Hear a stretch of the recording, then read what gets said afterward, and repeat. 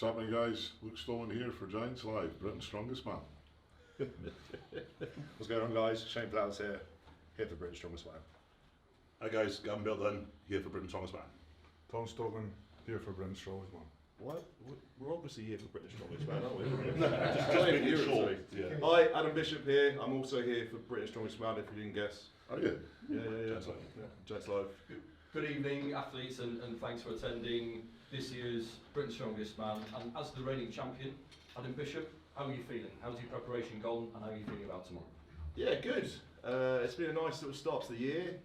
Nice to have like slow prep into it, and you know it's always nice to be in familiar ground up here in Sheffield. So I'm feeling ready to see what we can do tomorrow, and I think we've got a big old crowd as well, which makes it so much better. How hungry are you for this compared to previous years? I mean, it's different coming in as the reigning champion. You've got 2 times world strongest man sat beside you, and some other major players in the sport. Are you as hungry as ever for this title tomorrow?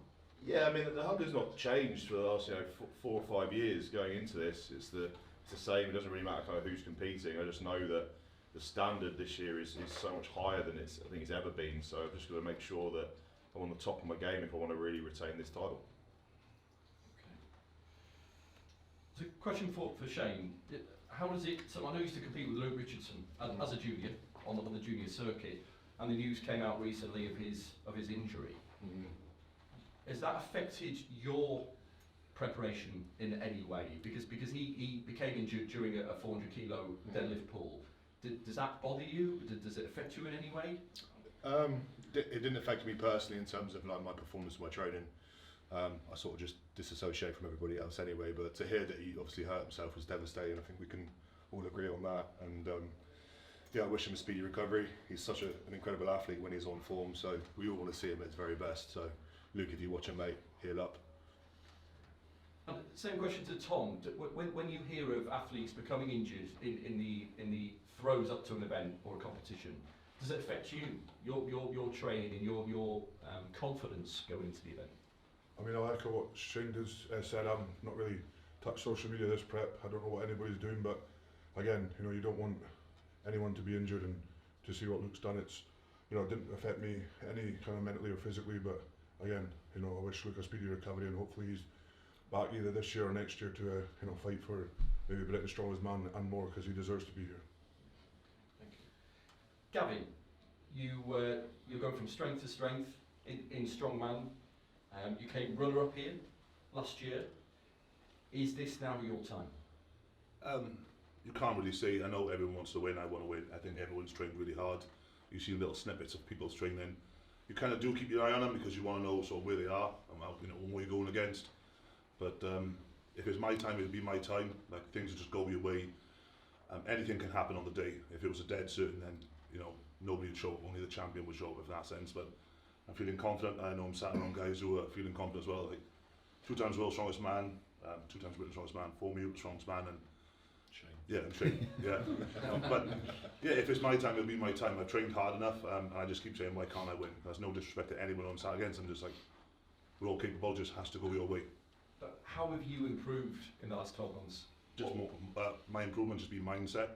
I'm working on what I'm shit at, like my cardio and physio, my phys. So that's got a lot better, and I'm just enjoying training. I used to hate doing moving events, and I think I'm one of the heaviest guys here, and I can still shift for a big guy. So yeah, it's in my mindset. It's more focused. Certain things have made me just realise that I'm actually not just here to fill up the space. I'm pretty good. So I'm going to use whatever I need to use tomorrow, and I'm trying my best to take this title. I've got a question for Shane. So everyone on the table here has been on a Giants Live podium before. But you're the only one that's not been on a podium at Britain's Strongest Man. How hungry are you to be on that Britain's podium? Obviously I want to be on the podium at Britain's as well, but for me it's more about setting the tone for the rest of the year. I've made quite some drastic improvements within the last half of last year, so I just want to kind of keep that momentum going, and yeah, hopefully get myself on the podium. So Shane, interesting, you mentioned about what's coming up, you know, in the forthcoming year. Where does this competition rank for you in the strongman calendar? You know, have you got one eye on Europe's that's coming up, the World's that's coming up shortly after that, or you've just focused on this competition? I take one competition at a time, obviously. I've got the luxury this year of knowing roughly what I'm doing in my competition calendar, which is not something that I've always had in the past. I've sort of just had to take invites if and when they come through, but obviously Britain's does set the tone for the rest of the year. If you do really well at Britain's, it will open doors as well. So I've got my eye on Europe, so obviously I'm already down to do Worlds. So that'll probably be my next focus after getting Britain's out of the way, and then I'll just take whatever comes after that. I've got a question for the Stoltman Brothers. So 2023 was once again a great year for Stoltman Brothers, both in the World's Strongest Man final, Tom coming second. Can you just talk us through a little bit about your experiences last year, and what are when you sit down and reset for this year, what are the goals for the whole year? First of all, W, please. Yeah, last year was good. Get to do something that's really really cool, competing with these guys. I think it's awesome. I think the energy in the room is amazing today, and you know, when Tom and I look back at 2023, I wouldn't have said it was the best year. We made it to the World's Strongest Man final, of course, but there's massive improvements from both myself and Tom. Tom's only going to be happy if he's World's Strongest Man, and likewise for me, if I'm only going to be happy if I'm making podiums. So you know, I've shifted coaches, I've shifted mindset. I've got a little baby on the way, which is pretty amazing. So again, it's just I try to be a bit more grateful to compete with these guys. I think that's the real special thing. You know, it's amazing. It's amazing to do. So yeah, for 2024, it's finishing podiums. That's what it is. And I won't speak for Tom, but I kind of know that he's wanting to be the dominant force. Yeah, I mean, obviously, I mean, you can say 2023 was good, but if you look back at the results, I obviously wanted to win World's Strongest Man, didn't happen. But then after World's Strongest Man, I said to myself, I need to podium every single competition for the rest of the year to have some sort of kind of, you know, saying, being the top of the strongman, and I did that, and that's what I continue to do this year as well. I've focused myself mentally. That's why I picked to do Britain's Strongest Man in January. Usually over the festive season, I kind of go off program, don't really kind of follow anything. So I thought, right, let's keep, you know, my last competition last year was October. I've kind of gone into November, December on a high. I've been training very, very well. Luke's changed coach. I'm still, you know, very focused on myself, and I'm going back to how I did World's Strongest Man in 2021. Was fully focused on myself, and whatever any other athletes do, they do. But I know what I've got to do. I know that if I take my best and biggest package that nobody in the world can beat me, and I've proved that time and time again. Big package. Luke, Yeah. your relationship with Tom is clear to see. You're extremely close, and it's fantastic for the sport. I just want to sort of commend you both on that wonderful relationship and that promotion that they have for each other. But I just want to focus on you just for a moment. Are you still peaking? Are you yet to peak? Are you still improving in the sport? Do you still feel that we haven't seen the strongest Luke Stoltman yet?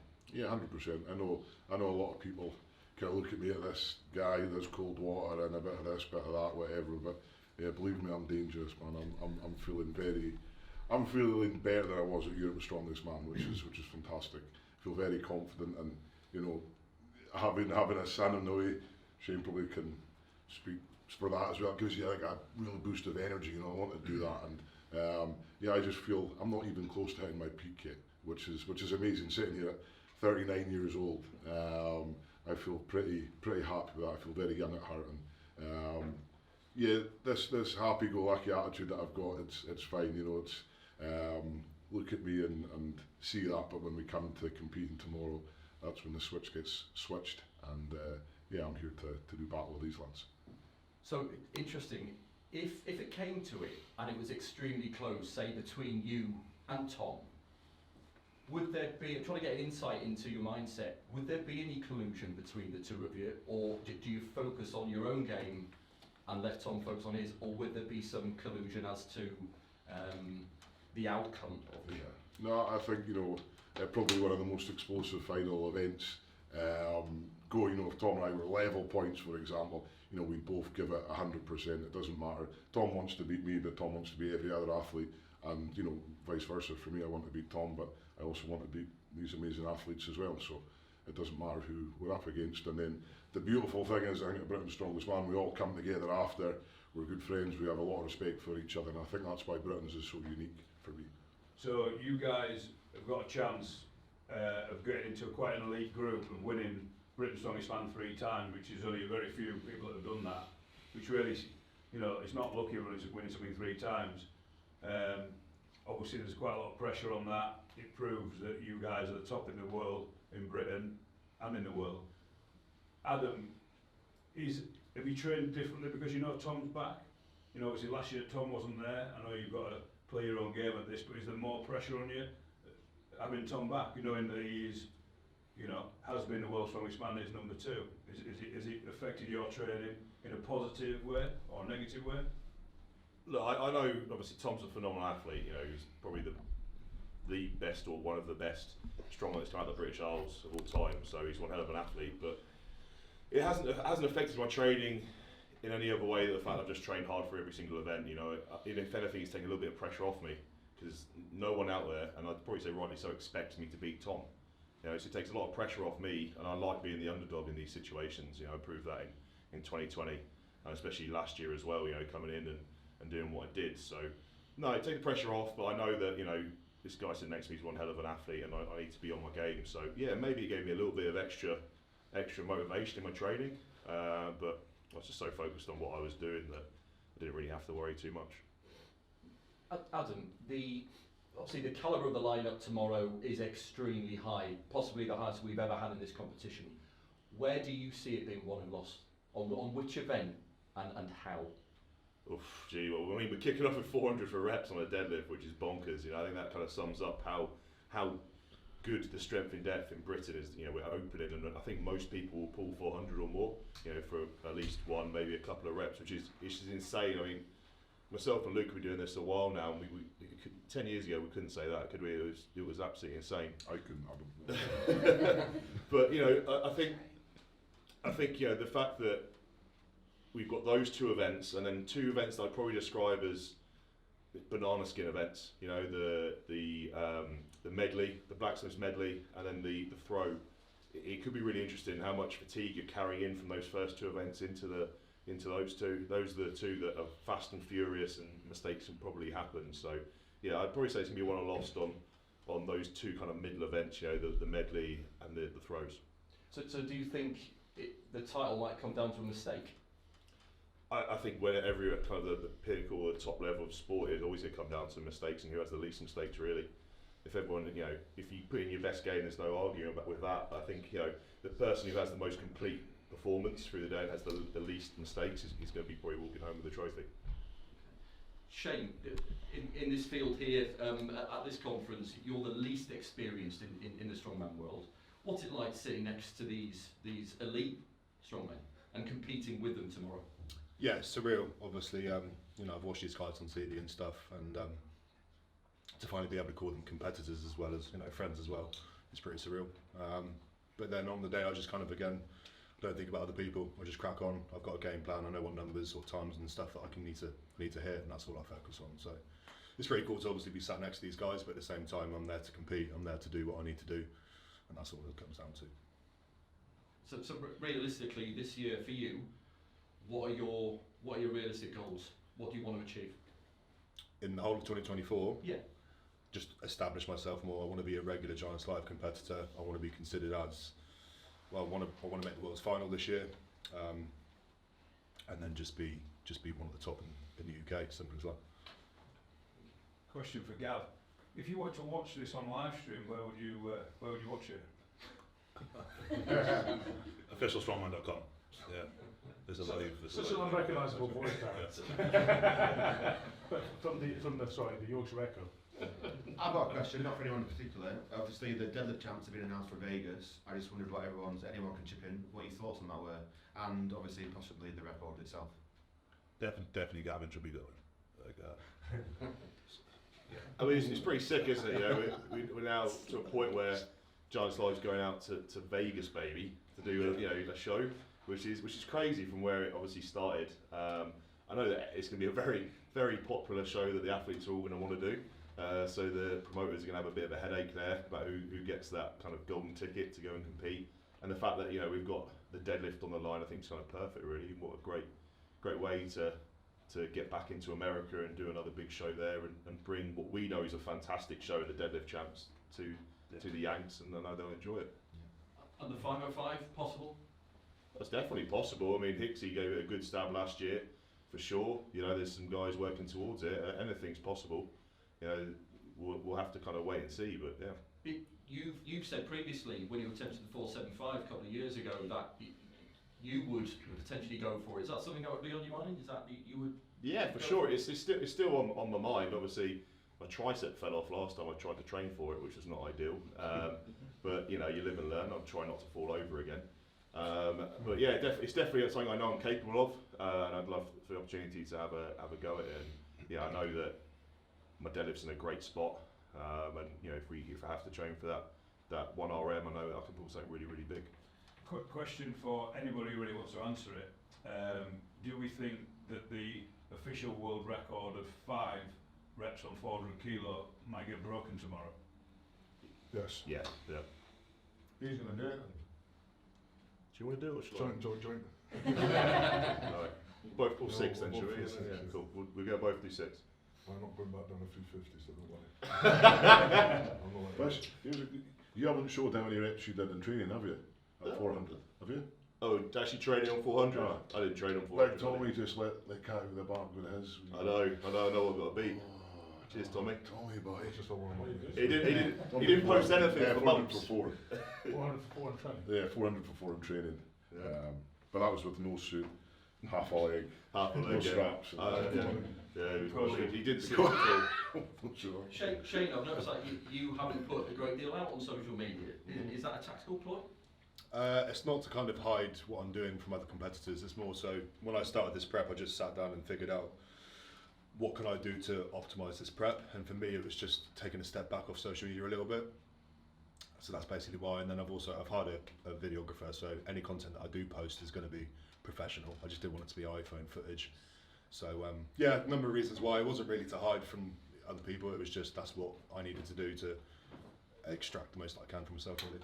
Shane, you said it's fair to say that you've had a bad run of things going into contests. Obviously, dropping an anvil on your toe at Roy's wasn't the best start of Roy's career. No. Illness last year, Yeah. full Britons, kind of screwed you up. A little And bit. then you went and managed to qualify for Worlds. Yeah. Thanks to Cardiff. Both you and Gav putting out the stops there. Poor old Luke. Didn't have such a good day. Yeah, no, Sort it out, to be fair. But do you think the pressure's off you now? And do you think that's going to... I personally feel it's going to make a massive difference for you tomorrow. Because Yeah. I'm guessing as the newer guy here, the massive nerve problem.